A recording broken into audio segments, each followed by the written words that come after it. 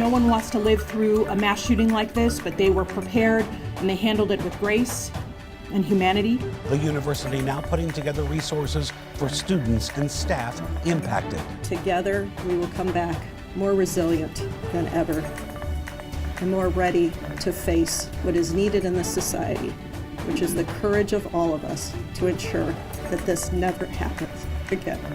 A timeline of the campus shooting, plus what we now are learning about the victims and the suspect involved. 13 on your side at noon starts right now with team coverage.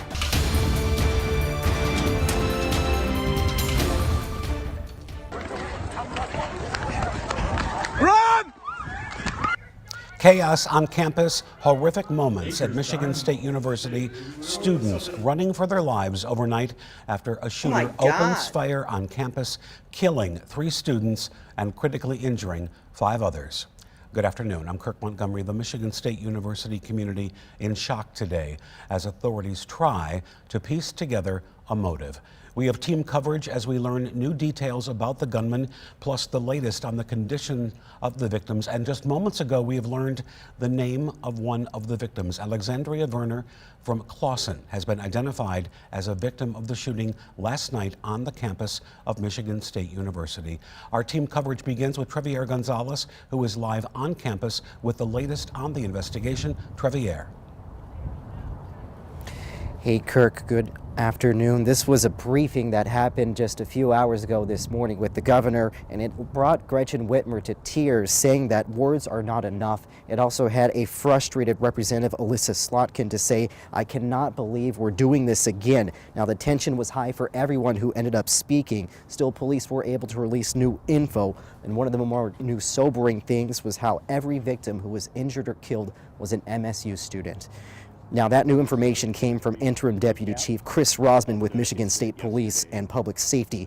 Chief Rosman recapped the incident, saying the first call came out of Berkey Hall. That's an academic building on their northern campus. We're told the police response was, quote, overwhelming. Responding officers saw several victims, including 2 students who had been killed. They then received more calls at the MSU Union building. That is less than a block away to the west. Officers were then redeployed, but they would not say the specifics of how long that took. The Union building was where the 3rd fatal victim was found. The suspect, now identified as 43-year-old Anthony McCray, was found at 11:35 p.m. in the city of Lansing. Now that is roughly 15 minutes north by car. McCray later killed himself with a firearm when police arrived. That was not long after last night's press conference when officials released the suspect's photos. We're told police were able to find him due to a single tip made out to police. We cannot thank the public and the community and the person who called in that report enough for being observant, for following our messaging, and for being vigilant and contacting us immediately. The deputy chief wouldn't say if McCray had a criminal history and instead said that this was part of their investigation. But our team was able to find out that he was recently released from prison on a weapons charge. Now, the deputy chief said that they didn't have any info on the interaction that McCray had with police whenever he was found yesterday evening, last night. But they did say that this is something that we can look forward to is the additional identities. I know, Kirk, you had mentioned that we have one person, we've learned their identity. We're said to have another conference where we might be able to learn everybody else. For now, we have a lot of team coverage live in East Lansing. Trevier Gonzalez, 13 on your side. All right, Trevier, thank you so much. We are getting a better picture of the timeline involved with this shooting. For more on that, 13 on your side's Jay Plyburn is in the newsroom. And Jay, this entire ordeal lasted several hours. Kirk, that's right. Police say that first call of shots fired came in shortly after 8 last night, but it wasn't until after midnight this morning when police confirmed the shooting spree was over and the suspect was dead. Run! It was 8:18 Monday night when police say they were first notified of a shooting on the campus of Michigan State University. Requesting all units to respond to station. Have an active shooter at 509 East Circle Drive at Berkey Hall and MSU's campus. Initial calls reported shots fired in that building, and there was a absolutely overwhelming police response to that initial call. Deputy Chief Chris Rosman with Campus Police says officers were inside Berkey Hall within minutes. 2 of the 3 people killed found inside that building. As police were responding, more reports of shots fired, this time from another part of campus. You want to get something in front of the door? Bro, yeah. We began receiving additional reports of another shooting at the MSU Union Building, just to the west of Berkey Hall, right on the corner of Abbott and Grand River. At 8:40, an alert was issued by MSU police making the public aware of an active shooter situation. Then shortly after 10, police confirmed several shooting victims were being taken to Sparrow Hospital. By 10:30, all campus activities had been canceled and people were told to stay off campus as the search for the suspect continued. At 11:18, these photos of the suspect captured on surveillance video were sent out across the area, and within 20 minutes, police had tracked him down. The suspect in this case was located at approximately 11:35 p.m. in the city of Lansing. Nearly 3 hours after the mass shooting began, the suspect was found about 5 miles from Berkey Hall, dead from what police say was a self-inflicted gunshot wound, ultimately ending the night of terror at MSU. Still a lot of information coming into the newsroom at this hour. Today we are hoping to learn the names and ages of all those victims. We will of course bring you all the updates as we get them. Live in the newsroom, Jay Plyburn, 13 on your side. All right, Jay, thank you so much. We are learning more information about the suspect who police say walked onto MSU's campus last night and opened fire on those students. 13 on your side's Joshua Albertus is in the Lansing neighborhood where the suspect was found. And Josh, have you been able to talk to any of the neighbors? We did talk to one neighbor who described her interactions in the past with one of the men that is believed to have lived in this house that was searched in connection to this suspect. We're going to get to that interview in a minute. I just want to take you right behind me here for a minute.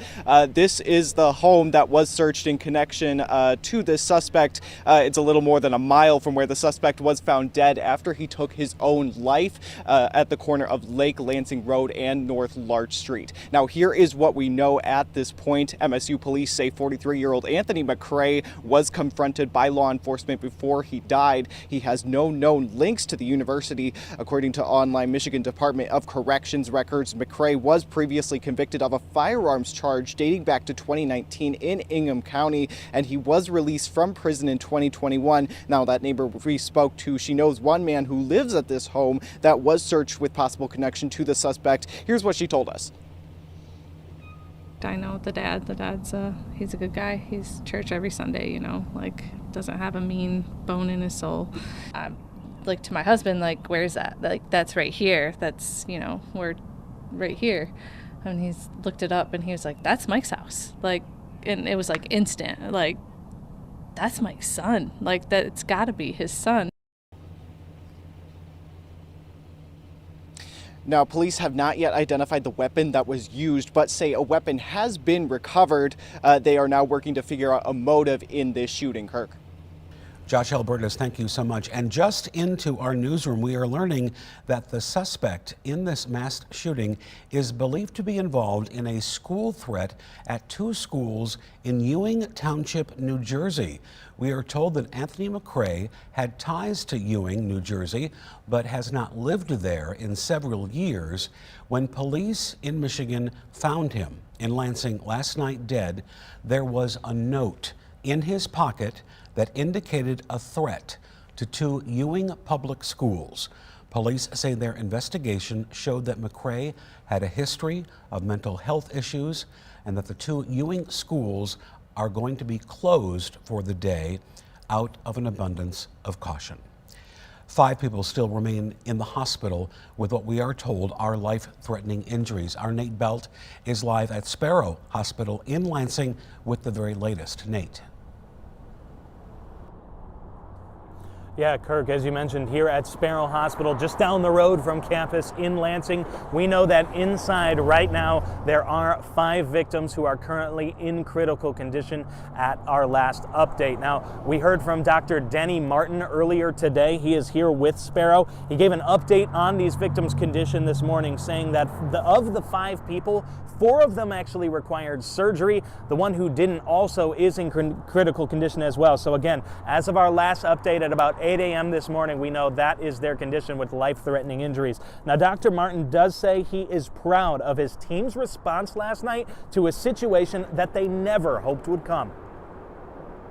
I want to thank the overwhelming response from our team. Everyone in our Level 1 Trauma Center. This is something we've talked about this morning that we practice for very often, but never want to have to do. And we did it amazingly well. I'm very proud of everyone. The team was led by our emergency department physicians, again with our trauma surgeons, but can't forget we had general surgeons, cardiothoracic surgeons, neurosurgeons. Now, we're told that later today we should be learning the names of the victims involved in this shooting. And we, of course, will have that for you as soon as that gets to us, both on air and online at 13onyourside.com. And also be sure to stay updated at the 13 Plus app throughout the day as well, as we will continue to bring you updates. But for now, live in Lansing, I'll send it back to the newsroom. Nate Belt, 13 on your side. Okay, Nate, thank you. This morning, again, we're hearing from students after that deadly shooting. The university says it has all hands on deck to provide resources for those in need. 13 on your side's Keely Lovern is near Berkey Hall. And Keely, what are you hearing from people near campus? Good afternoon, Kirk. Just a lot of emotions here on campus. I can tell you we're right off of campus. To my right here is actually the Union. Behind me is Berkey Hall. Those are both of the locations where the shootings happened last night. And normally this would be a very busy area for students, lots of restaurants right off of campus. Not a lot of people walking around here today, a lot of cars, a lot of people coming to take pictures, but not staying very long. And what I can tell you is that the school is offering counseling to any students or community members of MSU who are mourning or in grieving. That is right over in this area as well. They have it blocked off to the public so those students can have more privacy. And we did hear this morning from the MSU's interim president, Teresa Woodruff, who during one of the many press conferences this morning, just about last night's response. So let's take a listen to her. We thank you for your courage to maintain that shelter, which allowed our law enforcement to take the actions that they did.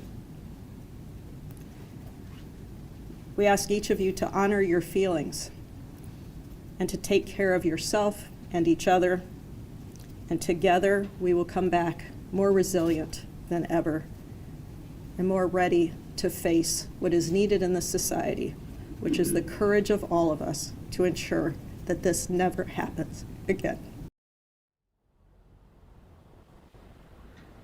So again, right here on the main drag of MSU's campus, right off of Abbott Street, where both of those shootings happened in close proximity last evening. I talked to several students already this morning who have been out, tons of students walking by us who have gotten flowers, placing them on the statue just outside of Spartan Stadium. So we will continue to speak to any members of the MSU community who are ready to talk about last night and bring you continuing coverage both on air and online at 13onyourside.com. For now, reporting live in East Lansing, Keely Lovern, 13 on your side.